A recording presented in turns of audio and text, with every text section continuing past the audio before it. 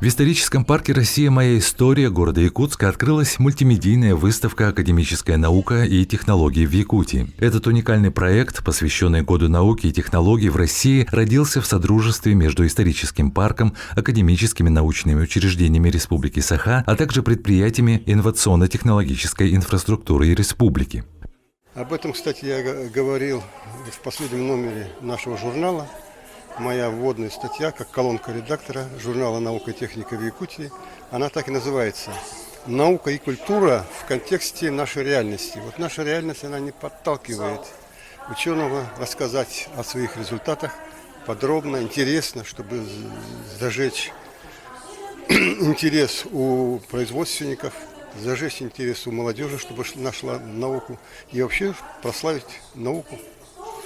И, кстати, вот именно поэтому вот эта выставка мне очень понравилась, потому что она направлена именно на то, чтобы показать науку лицом, потрогать ее, рассказать о истории науки в республике. А история науки в республике очень богатая, очень интересная. Нужно просто ее преподнести. Правильно. В 4 экспозициях представлена трехвековая работа ученых России и Якутии на территории нынешней республики. Выставка «Академическая наука и технологии в Якутии. История, состояние и перспективы», интерактивная выставка «Домик ученого-полевика», выставка, посвященная 130-летию со дня рождения известного ученого-геолога Сергея Обручева. Удивлен той выставкой, которую подготовили. Она отражает историю нашей академической науки. И есть много находок, представлено различное научное оборудование.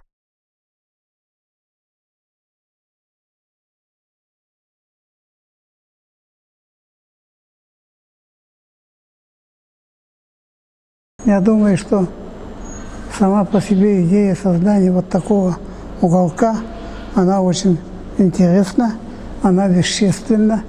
Академические институты и технологические предприятия приготовили уникальные экспонаты по самым различным областям науки и технологий.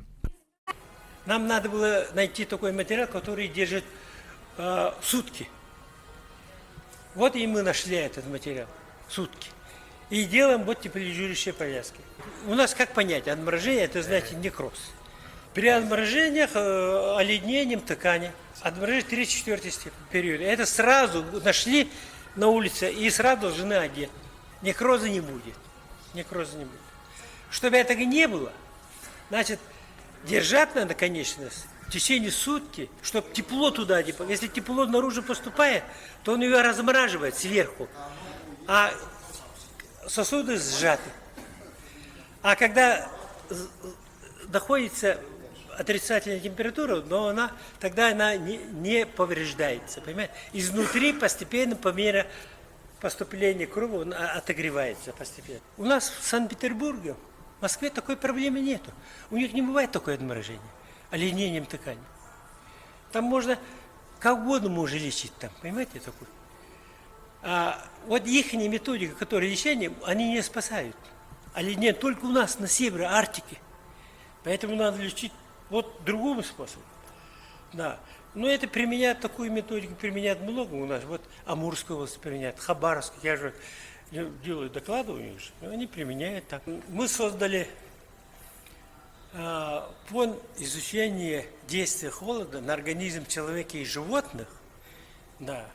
Он называется фонд «Холод Арктики».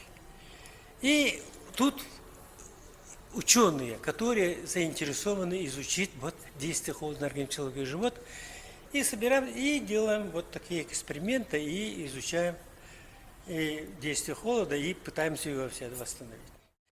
Выставка будет частично обновляться и дополняться каждый месяц, и так до конца года. Исторический парк «Россия. Моя история» приглашает посетить первые выставочные залы.